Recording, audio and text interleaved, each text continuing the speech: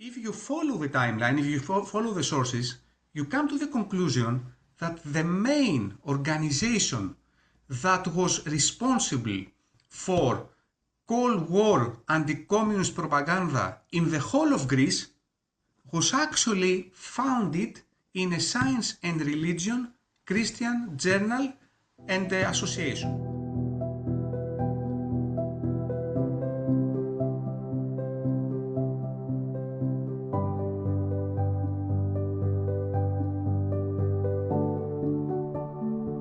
For many of us, the terms East and West, science and religion, carry meanings that we associate with specific things in the world. By this I mean they point to something we intuitively understand out there.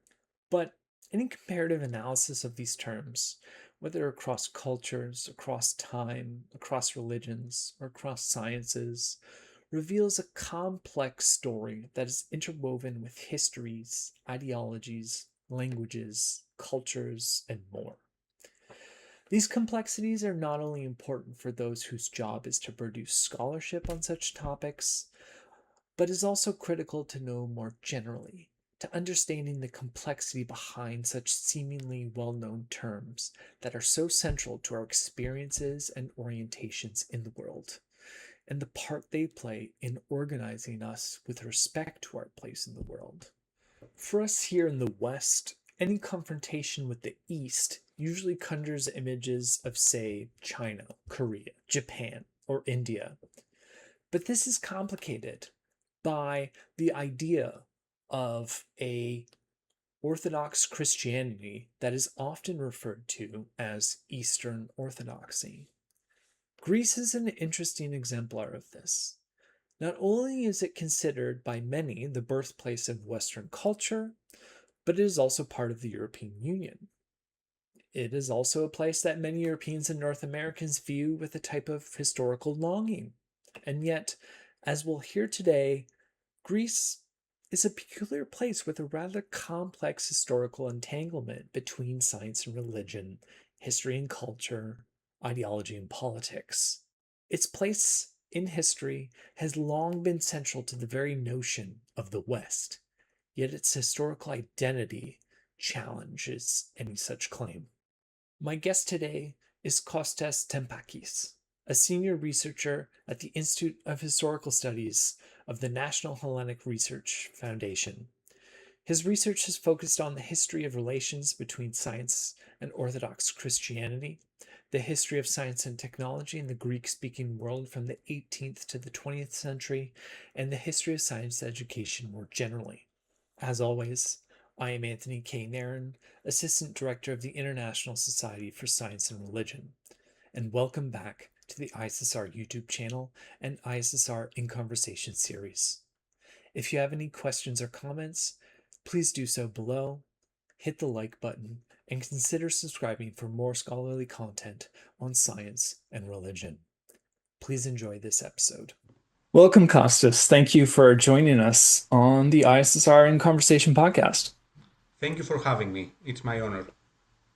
So, we've met a couple times, which was really great, but I just want to go back to the first time that I met you, if that's okay, because I think it sets the stage for this conversation and where I think it's likely going to go. So I had the honor of being accepted to go to a summer school on science, religion, and orthodoxy, or the East, if we will, on Crete Island in Greece, which was my first time there.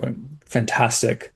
And I was struck by the conversations that were happening, not only because they were so removed from my educational experience, but the emphasis on much of the lectures given during that time were on the political drivers behind the interactions between science and religion. And this was really amazing to me because in the history and philosophy of Western science and religion, the political is there, but its emphasis is much less than what I found in my time at the summer school. And in preparation for this discussion, I read your chapter and your introduction and skimmed over the book that you and the late Ron Numbers edited, as well as an article that kind of is a spiritual successor to your chapter, and it just reminded me of that deep interconnection between science, religion, politics, ideology, and this kind of back and forth that flows between them, and it really just kind of reminded me of how great and how much I took away from that time. So I wanted to start with that little thank you. Um, but before I do get into this conversation with you and expand upon some of those things that I just mentioned, I would like to simply ask, uh, where are you currently? Where are you coming to this conversation? And then after that, if you want to provide some background about where you are coming from academically and maybe what the thread was that brought you from graduate education into the science and religion field as a professional scholar. First of all, thank you for taking the time to introduce how we met. It was very important that you could come back then in Crete, and I have had the pleasure of discussing with you these matters in years after that. So I started as a physicist, an honest to God physicist who wanted to teach physics with a diploma in physics from the University of Athens. And I did my graduate studies not in history or philosophy or theology, but actually in science education. And I pursued a PhD in the history of science education. And this is how slowly and gradually I became a historian of science. I've had the pleasure of working with Thimios Nikolaidis when he was the director of research in the program of the history of science in the National Hellenic Research Foundation, which is where I'm currently based. I'm a researcher there. And while I was doing my PhD with another Greek scholar in the primary department, primary education department, I'm sorry, of the University of Athens, Kostas Kordoulis, politics were very much on our minds. We're very politically oriented as a program and as a master's program. And I had the great fortune of working with Thimios Nikolaidis when he started working and more or less initiated the field of the history of science and the field of the history of the relations of the natural sciences with Orthodox Christianity. He was a pioneer in this field, and he wrote the only back then book on the subject. So I had the great fortune of being able to see a field being created in front of my eyes. We were awarded a Templeton Foundation grant for 3 years. Exactly, it was called so Science and Orthodox All Over the World, which had as its main goal to bring together all the relevant scholarship and push it forward.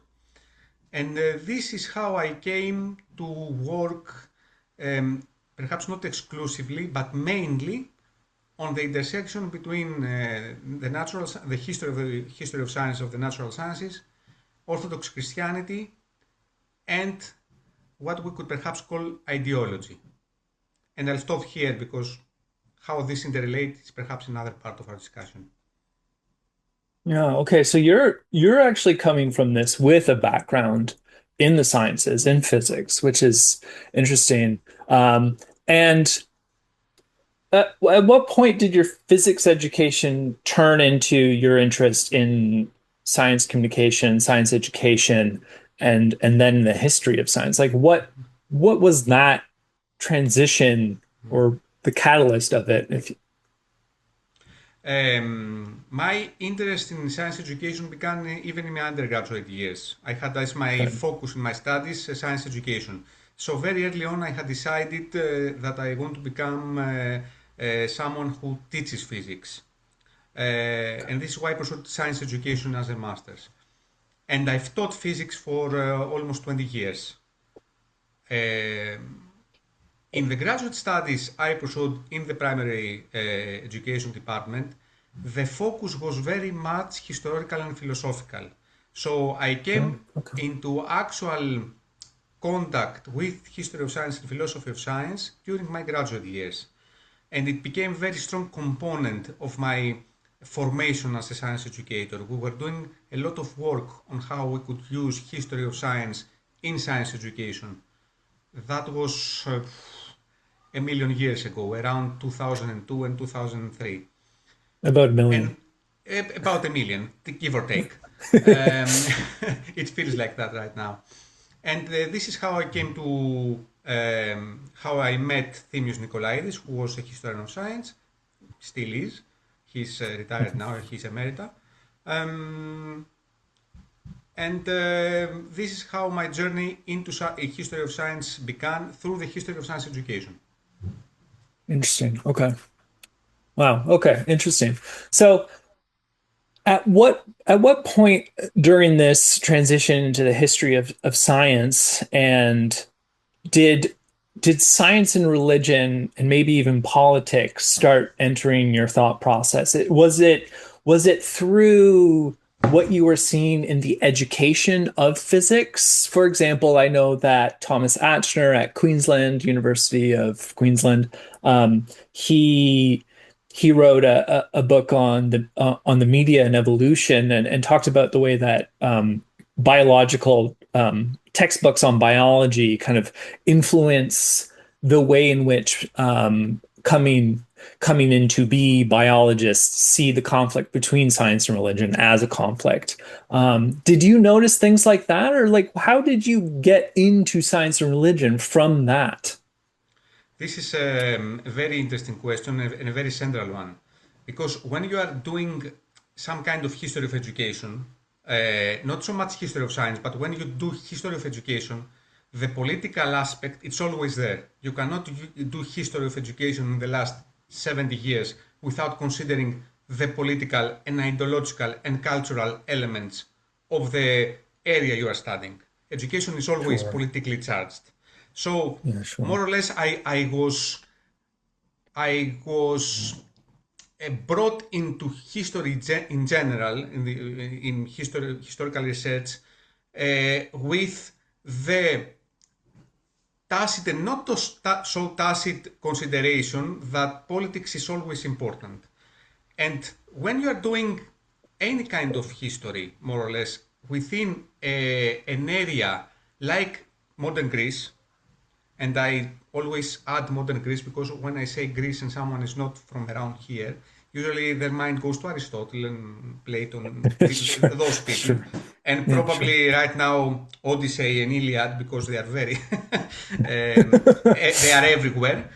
Yeah. Um, but I could also say when you are doing general historical research in Spain or France, you are always very mindful of the importance of, let's say, nationalism and national identity or religion, not as a theological consideration, but as an actual political and social reality. Because, for example, in Greece, the Orthodox Church is very powerful, socially, culturally, and politically. You cannot ignore it, and you shouldn't because it's a very important historical factor. So I more or less was formed into a historian with the consideration that this cannot go away. And coming from a leftist background, Marxist in the, let's say, uh, my grandfathers, my intellectual grandfathers were Marxists, let's say that, not the people who trained me, but the people who trained them. We were always mindful of these factors. And then I did history of science, um, which was in the, let's call it in the, let's say that field does not exist anymore. the reception studies. How did quantum theory arrive in so and so, in my case Greece? How the theory of relativity emerged within Greece. And Okay. this is how I came to history of science. Right. So basically, how what you're outlining is how a kind of like macro scientific theory comes into play within a specific culture, geopolitical and cultural context. So you mentioned quantum theory. Okay, I understand. It really reminds me of a line. I'm going to butcher it. I'm sorry, but it was so eloquent. I have to say, but even before we even get to the book, that the introduction that you wrote to the book, which I guess I should ask because it was on my mind. Did you write that after after Ronald's passing? Yeah, okay. Okay. I have to say that the style of it was excellent. It was very quippy, which reminded me of you a lot, which I really enjoyed. But you had this one line right at the beginning, or very close to the beginning, and I'm just trying to find it because I wrote it down, and I'm having a hard time searching through my notes fast enough. But it was something. It was along the lines that um, the Eastern Orthodox is not so much about the religion, but the lived experience, the cultural, the political, and the people. And I thought that that was really powerful because it really emphasized, I think, not only my view of your work, and it helped kind of clear out what, or it helped notify me of what I should be looking at. But it helped put in juxtaposition the West, which has Christianity attached to it, but maybe not in such a bridged way that the East and the Orthodoxy, as you outline in that claim, was. So I was just wondering if you could talk about that a little bit more, about how, like, for example, I mentioned quantum physics coming into Greece. Like, how does that play out in the political, the cultural, and the religious dimensions? And what does that mean for the East and the Eastern Orthodox? Um, you are bringing to the discussion a very important theme in many of the things I have done and Themios has done, and the team who more or less is behind all this process has done, which is what happens to the notions and the concepts that most of Western historiography takes for granted when we do not apply them to the West. And the concept of the West itself is one of these concepts. So the main question here, and it's something that has started at last to surface even in Western historiography, and I'm talking about books like Reading Darwin in Arabic by Marco El-Zakri, or Dealing with Darwin, which are excellent books. And the question here is, what did the people who read these theories, or who read Darwinism or Darwin, what did they want to do with it? And history of science, and I think history of science religion has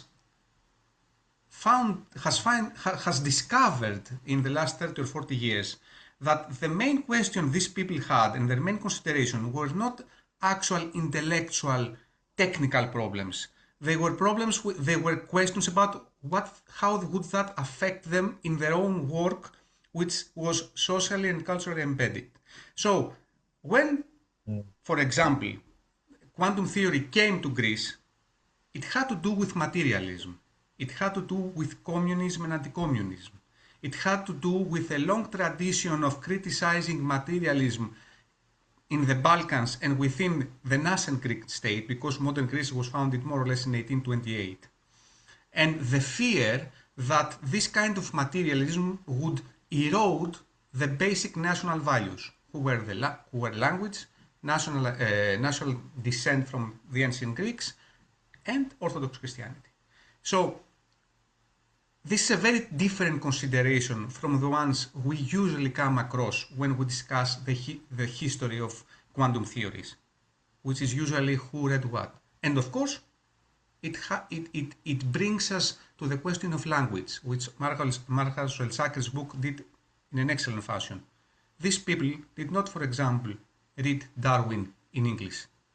No one read English in the 19th century, unless they were British themselves, Americans, or Indians. I mean, in India.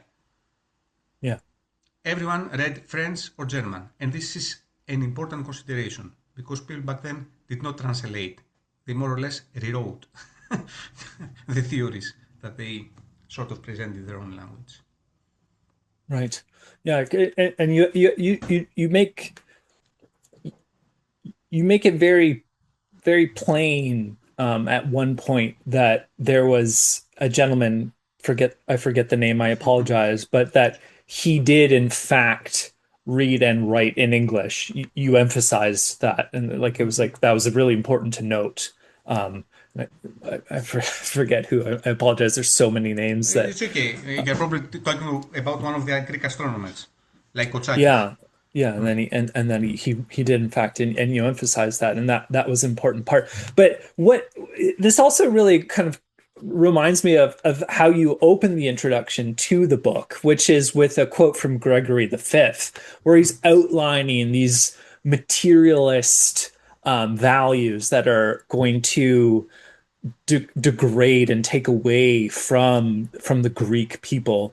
And I thought this was really great because not only did it really set the tone for the introduction and the book, but it goes to show the importance of the political history of Greece, and probably the wider area more generally, but for Greece.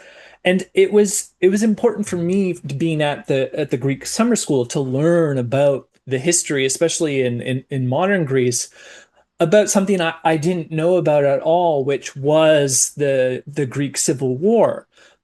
So correct me if I'm wrong, but that's like 36, 37 until the 70s, I believe.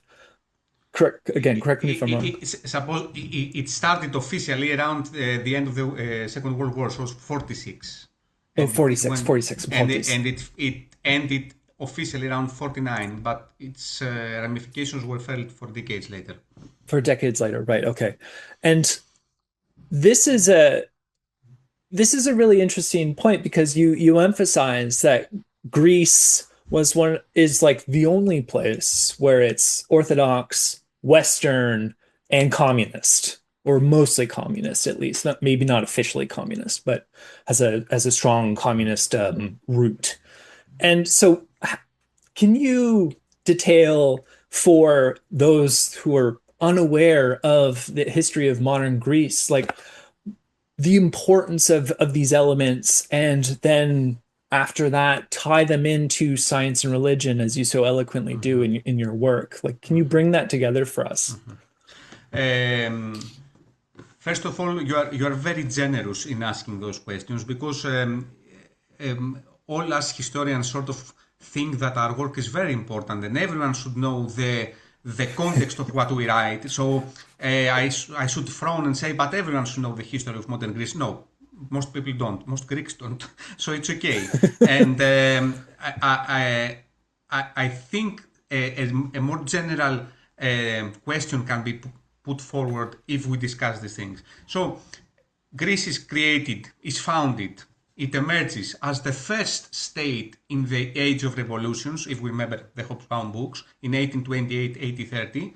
Belgium follows by something like 2 or 3 months, and they actually steal the first king who was initially was to come to Greece. King Leopold of Belgium, the first, was to become the first Greek king, and he does not. He goes to Belgium. Good for him, because the actual first king, King Otto, got deposed later on.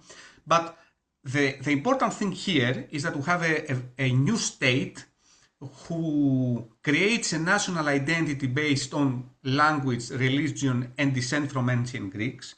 And the main ideology, the main formative element here is nationalism. And one of the things I keep trying to put forward within history of science was that in the 19th century, everyone was a nationalist. And we keep writing history of science like these things did not matter. They mattered to everyone.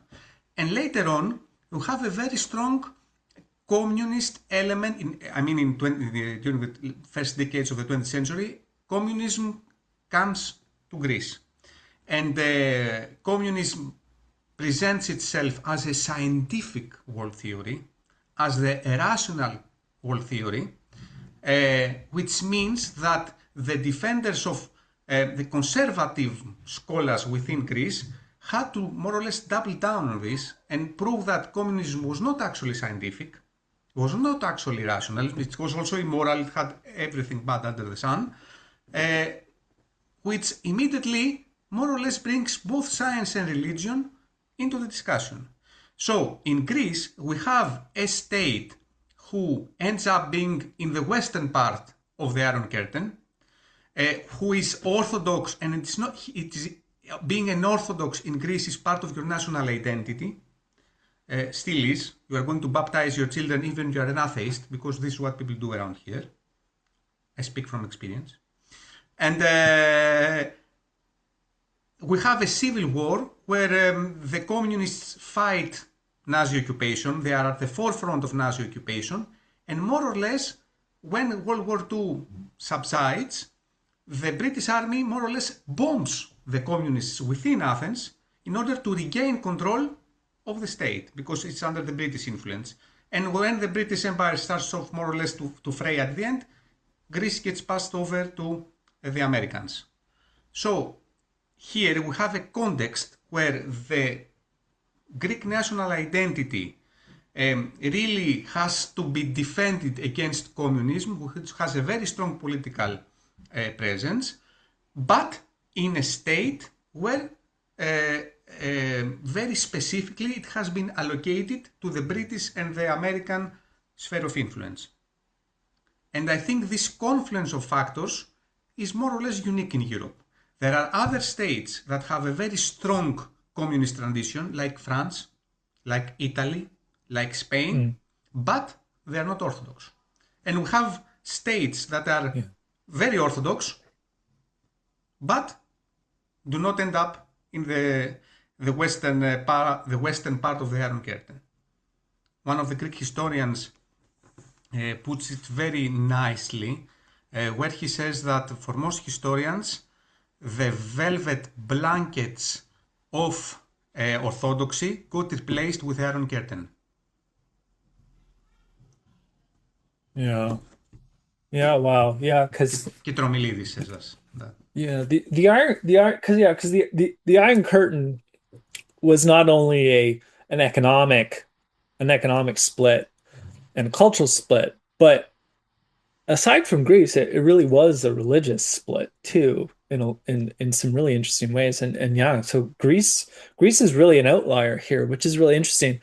And this kind of reminds me of an important fact that I think is often lost in a lot of general discussions about communism, and that is that communism is itself, in the Marx and Engels kind of core of their work, not the kind of modernist takes on it, but at its kind of foundation level, it is materialist.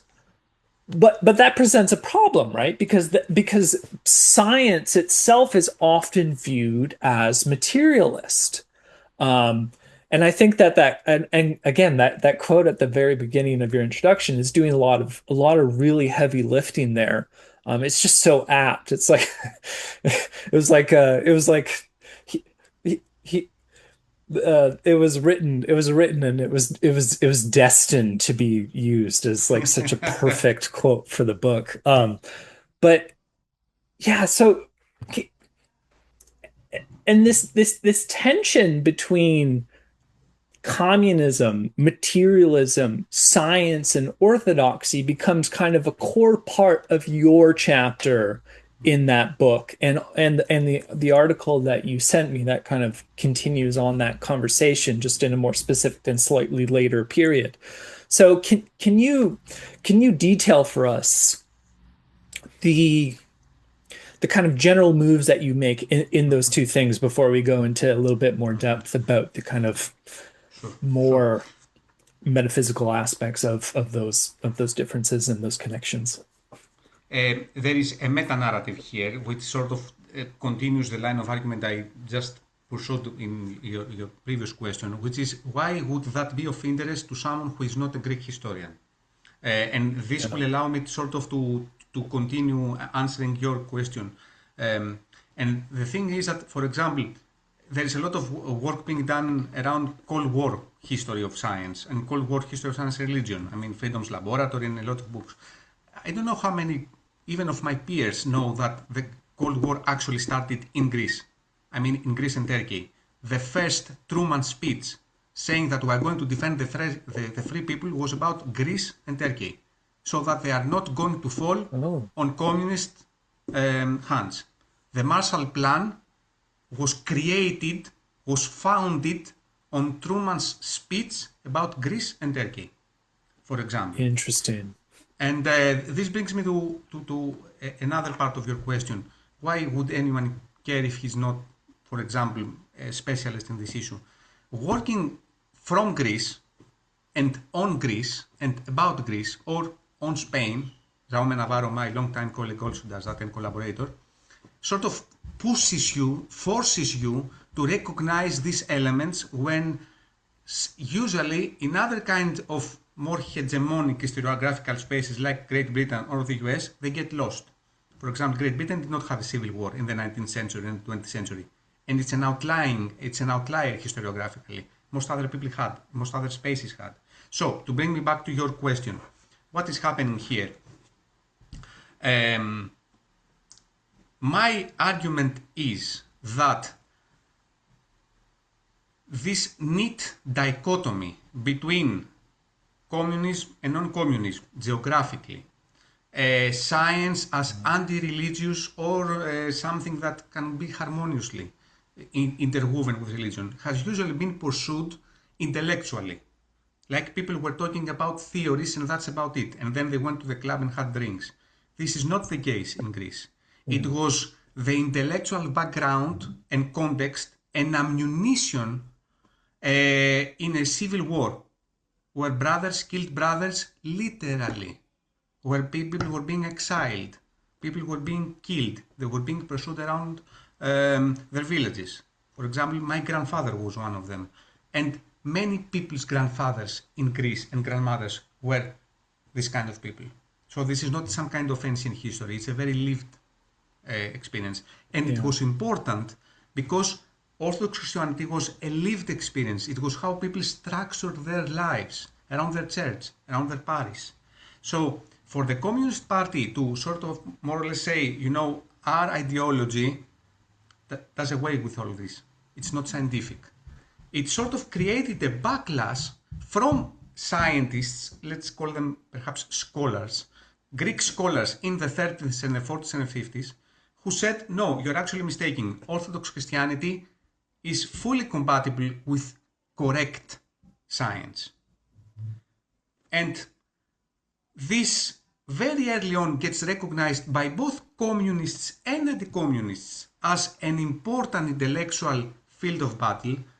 The secretary of the Greek Communist State, who would ironically die in exile in USSR later on because he backed the wrong faction within his own party, makes a speech right at the moment where the Greek Civil War starts saying these people are doing real damage to our cause, these scholars with their manifestos and their declarations saying that, you know, Greek Orthodox Christianity is fully compatible with science.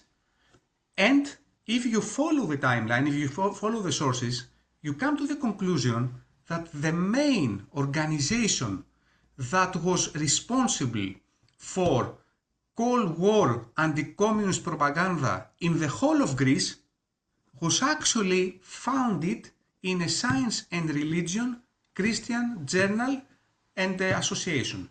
So a science and religion journal and corresponding association was at the forefront of Cold War anti-communist propaganda. I don't think you can get more political than that. Yeah. And it Yeah. was understood as something political by the people involved. One thing that comes to mind when you're talking about this and reading and with the background of your writing in my mind is you outline very clearly how these anti-communist groups use use not only science, but you brought in an you make the claim that that their publication uses all of the academic fields. Like it's not just science, it's the legitimization of knowledge production to emphasize how they are all kind of coordinated on anti-communist ideals. And the thing that came to my mind when reading this was the legitimization, not the legitimization, sorry, but the legitimacy of science. It becomes very contested when you have different sides making different claims about science. And we often have, in at least in public and popular discussions, that science is more neutral. And maybe at some kind of idealistic level, it is in some sense, but in practice, it usually is not. And we see that very clearly here. So this is probably not so much about the history of science, but maybe more about a temperature reading of Greece itself. Can you tell us, for those not in Greece, what has this usage of science for various purposes, political and ideological purposes, has it had an impact on the legitimacy of science as a knowledge producing enterprise? Once more, you are very spot on with your questions, and it allows me to bring back an element, a consideration of mine, which I have already mentioned once or twice, and it is the importance of language and how as a meta component of our work. Because here we are speaking in English, and in English the term science is very specific. If I go to an a native English speaker and say, tell me three scientific fields, he will say biology, chemistry, physics, geology. He will not say law or economics. But that's the English and perhaps a bit the French conception of science. In Greece and in many other places like Greece, for example in Germany, we have Wissenschaft, which is more or less any academic discipline. The Greek word is episteme, which has sort of been repurposed in the English language as epistemology, true knowledge. So in Greece, for someone to be epistemonas, which we usually translate as scientist, but he's not, he's someone who has done Wissenschaft. In Greece, we say, I studied to be an epistemonas, and we mean I studied law, I studied economics, I studied psychology, I studied in the university. Interesting. It's the old scientia, the medieval scientia, who's actually a translation of the Greek word episteme and so on and so forth. So, this brings me back to who had the expertise, the legitimacy to speak about episteme, not science, episteme, Wissenschaft in Greece. So you see economists or psychologists or medical doctors discussing about what in English we would call science, and no one bats an eye. No one says, why are you moving, why are you stepping out of your field? Or astronomers discussing psychology, because they are part of episteme, Wissenschaft.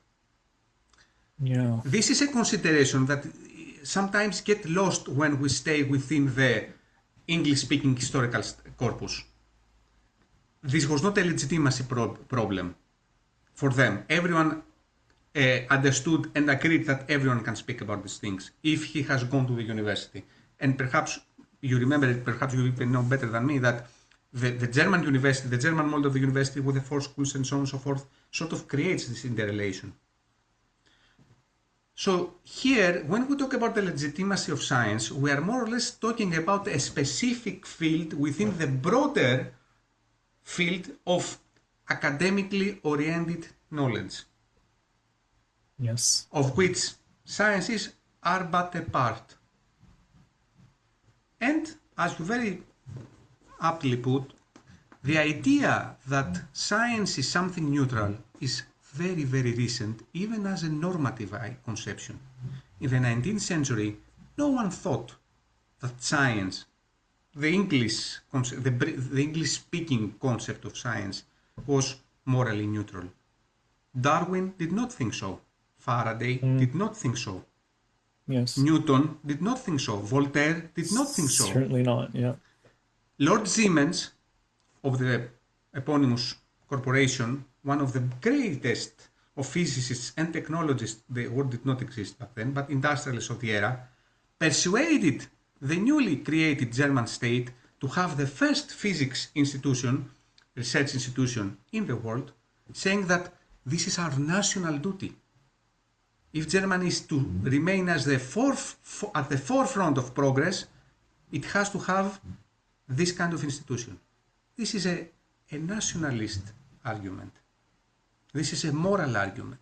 This is an ideological argument. Yeah. And it created the first physics research institution in the world in the 19th century.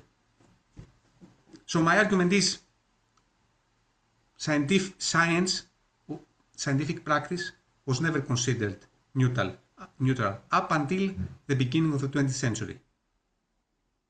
Even as a normative conception of the work that people were doing. Yeah, that's an absolutely fair claim to make, and I guess I could push on that further. Then in Greece, then is the legitimacy of the university itself under attack in similar ways that we see happening in America as a result of this contested history? That's a very interesting question. And it has to do with, for example, in order to be able to answer grounded on Greek history, one has to remember that the University of Athens was the first university in this part of the world. The first university in the Balkans. And one could say in the Ottoman Empire. Of course, it comes back to how we define the university. But university in the strict Western sense, the first one to appear in the general area is the University of Athens. And the first thing people say is, why do we need this? What are you going to do for us? So you see all the university professors, who were not that many, it was a small university, struggling to say that we are important for the national cause, not for science, for the national cause. So history is important because it shows how we go back to the ancient Greeks, and there is a whole Falmerayer discussion here, and if Greeks are actually descended from the ancient Greeks or the Slavs, and this is a 19th century firestorm that's happening in Greece. Law is important because we have a state to build. Medicine is important because people get sick. Why is philosophy, and science belongs to the philosophical school, is important? And here you see, why is theology important, which was another school? And you see the first actual academic experts saying we are important for the national cause. We are important not because of progress, we are important because we are Greeks. It's important to know science because we are Greeks. Again, the nationalism discourse. It's important to the national cause. This is how a university was legitimized in Greece. I'm not an expert. I have not actually worked on the history of universities in the US. I have worked a bit in a comparative study. But my understanding is that universities had a different trajectory within the US. And one can argue that universities existed before the US, in the US. Many of them were founded before the Declaration of Independence. So they had a different cultural context and background and legitimacy. And I think very aptly, I agree with what you very aptly said, it is a legitimacy crisis. Who has the right to speak about what? And I think it is one that universities in the US were not equipped to handle because they were not, they don't have a tradition of being challenged as important institutions. I don't think Harvard or Yale has ever had to defend itself as an important institution, as a valuable institution, and now they do, and they're unaccustomed to it. Yeah, that's an interesting claim. Wow. Where Greek universities or Spanish universities or French universities had to do so repeatedly.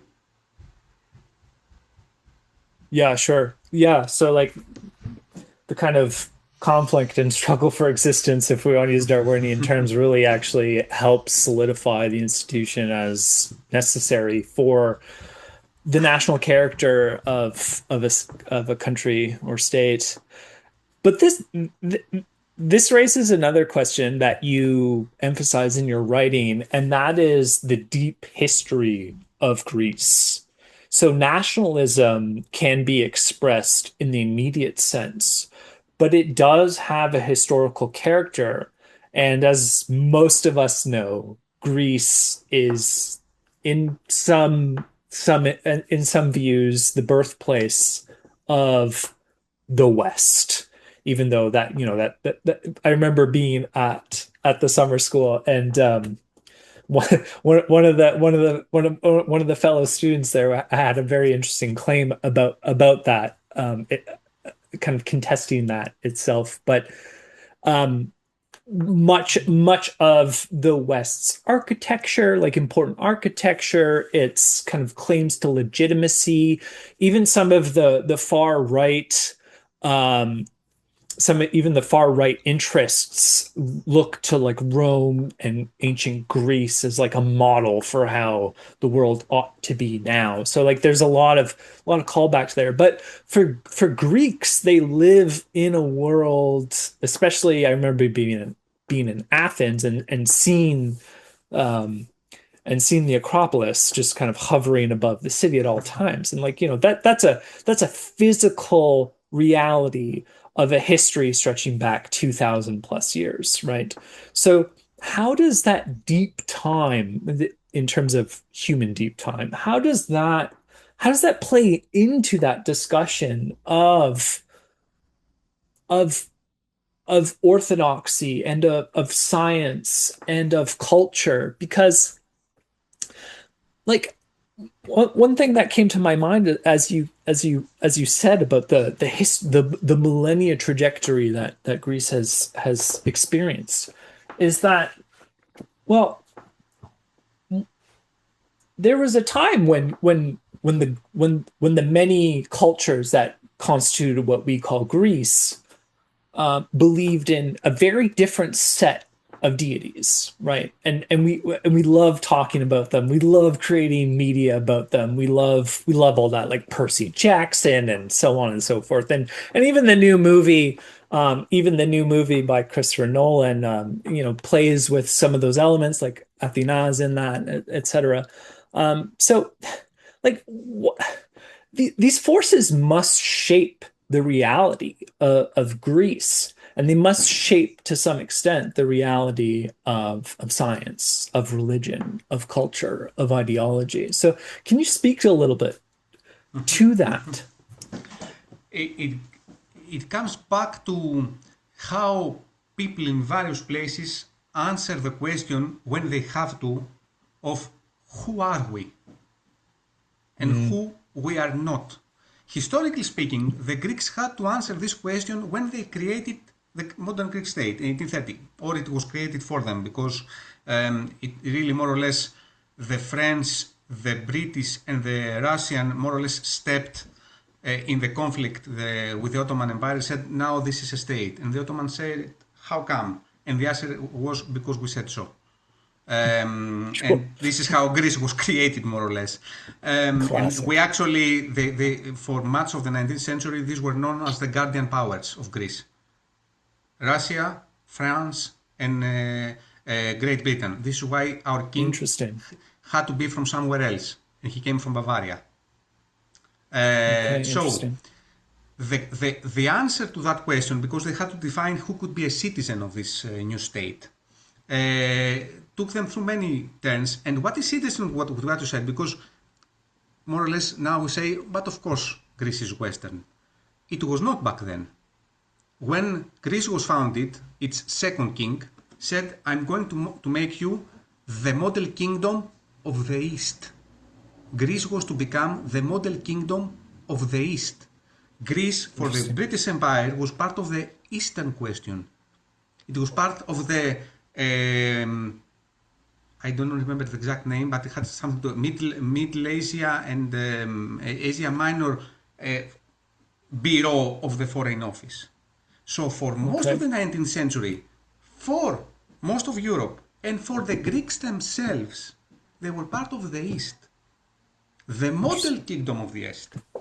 And there were a whole slew of discussion on what role are we going to play with this. We are going to bring back the light of civilization to the East. And this is, I think, something that scholarship on science and religion from Greece can be of interest to people outside Greece. As, for example, something you've alluded already, because you are very astute that way, on the whole discussion of what is Orthodox Christianity.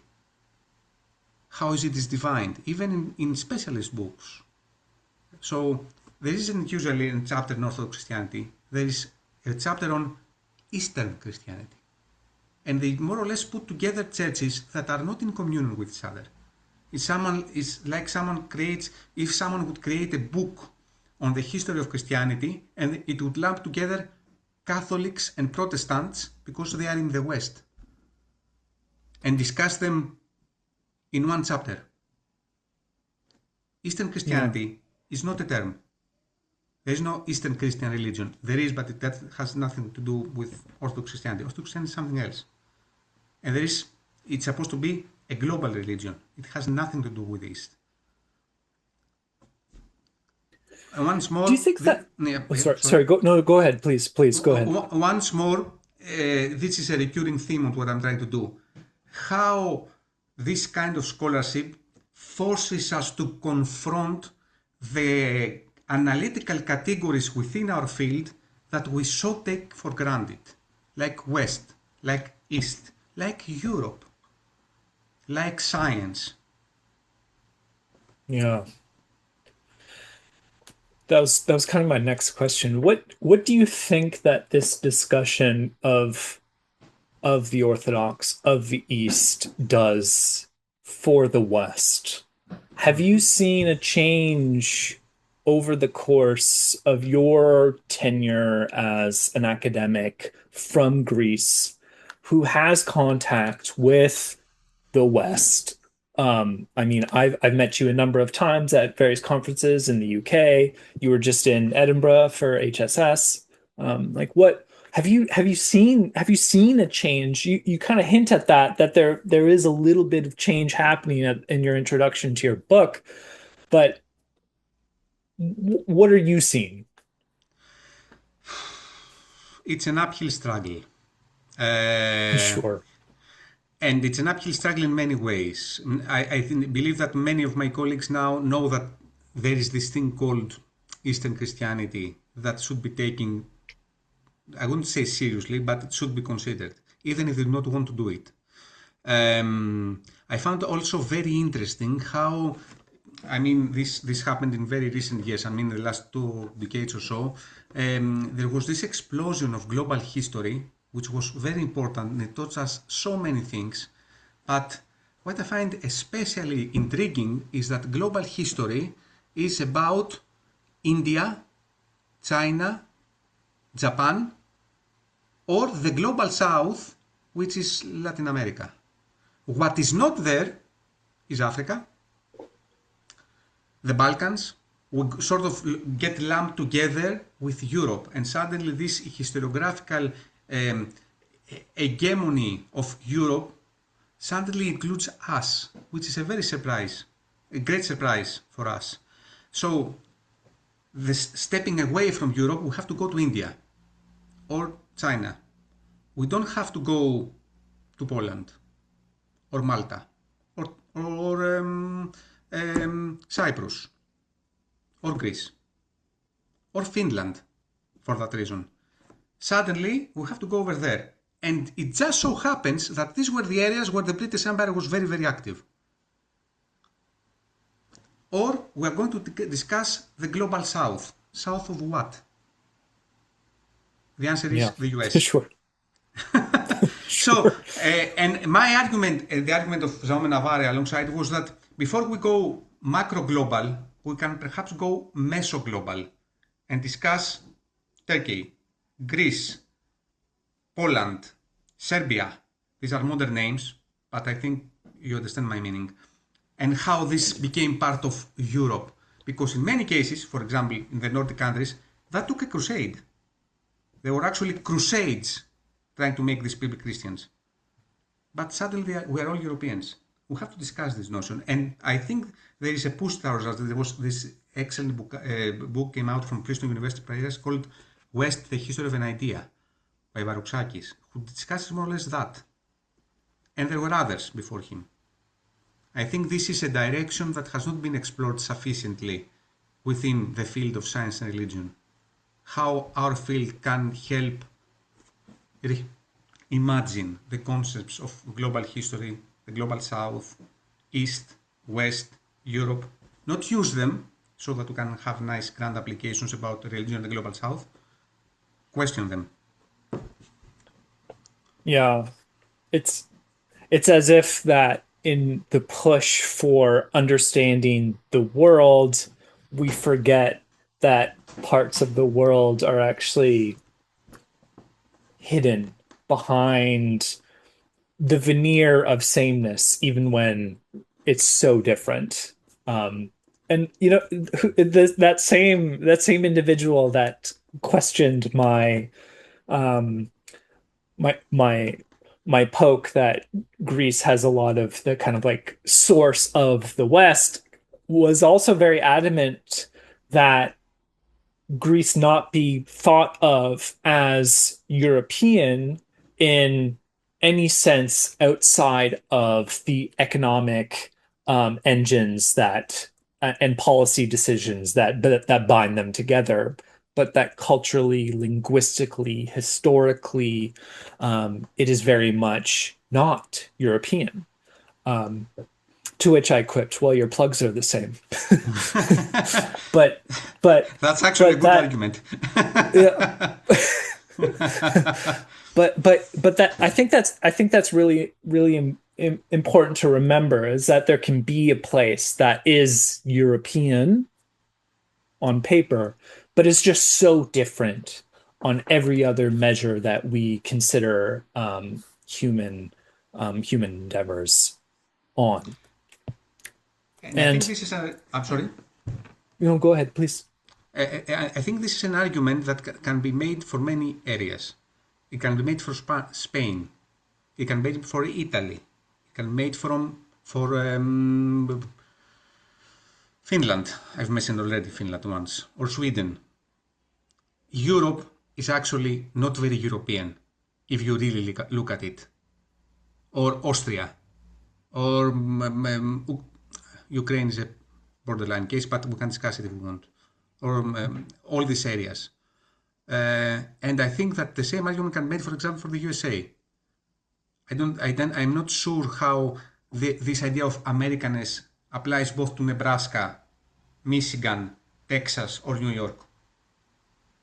I think we are now at the position that we can start using finer brushes and combs in our scholarship than these blanket statements of European hegemony. Who's Europe? Who's a hegemony? Usually, they are the very famous three states: the UK, France, and Germany. Yeah, the economic powerhouses, in a lot of ways, have and always will determine who is who is has the primacy of the conversation. Yeah, absolutely. Um, I want to just give you an opportunity because we're kind of closing Mhm. in here on an hour, which is crazy. It went by so fast. But I'd like you to um tell us a little bit more about how your work, because you mentioned that you mentioned the complexity principle at Mhm. the beginning, which of course more or less is formulated by John Headley Brooke, but is Mhm. identified by Ronald Numbers, who helped Mhm. you, who was your co-editor on your book. And I'm just wondering if you see the work that you did in that collection of really fantastic essays. I have to say, like I'm Thank you. so looking forward to reading the rest of them. I got to Sandy. I forget her last name, but I know her as Satisakurafu. Sandy. Yeah, because she was part of that summer school when we were there. And she was excellent, and she's actually helped us with a few things at ISSR in the past, which is really great. But I'm wondering if you could talk about your view of the complexity principle in light of your work. Do you think it still has purchasing power in the historiographies of science and religion, or do you think that it's a little too broad? Like I'd like your discussion on like the methodology of Mhm. history and the Mhm. usage of Mhm. complexity. Do you think it still has purchase on our field? I am a great admirer of T.H. Brooks' work generally and complexity specifically. And I had the honor of, and the privilege of actually conducting an interview with him. And I remember, and he Oh actually wow. wrote this the same thing. And this interview actually is online in the show YouTube Okay. channel. And he said orally what he more or less later wrote in the complexity book that came out, specifically devoted to this idea that uh, these prankster roll numbers sort of associated the thesis with me, and and now I'm stuck with it. And he said, I never intended to make the claim that historians should be careful. Of course, we should be careful. What I try to say is that we should be very, at least this is what I understood from what he said, because he's a very, very clever person. Um, we should be very careful on what elements and what themes we take for granted when we go into the sources, and we should Mhm. try identify the themes from within the sources rather than imposing them on top. Perhaps I am projecting here, and but I think in that sense of the complexity thesis, because if that book taught us everything, I mean the old book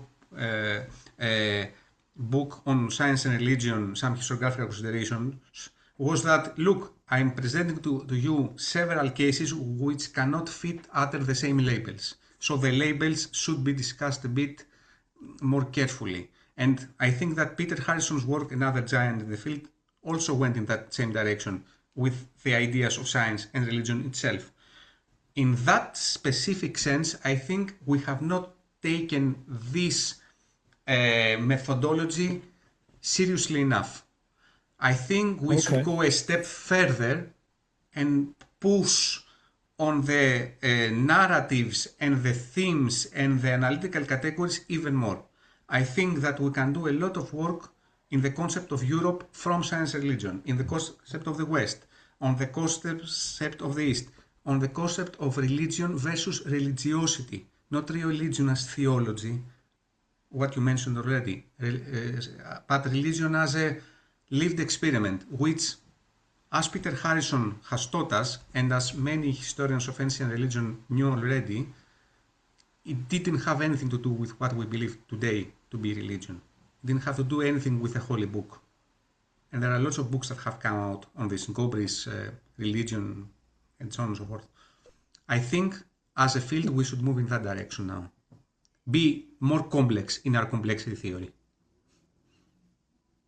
That's great. That's a nice little ending, but I do want to give you one last opportunity to reflect on what you would like future scholars entering the field or even current scholars to take away from your contribution to our field. What is the thing that you would like most to be taken away from it?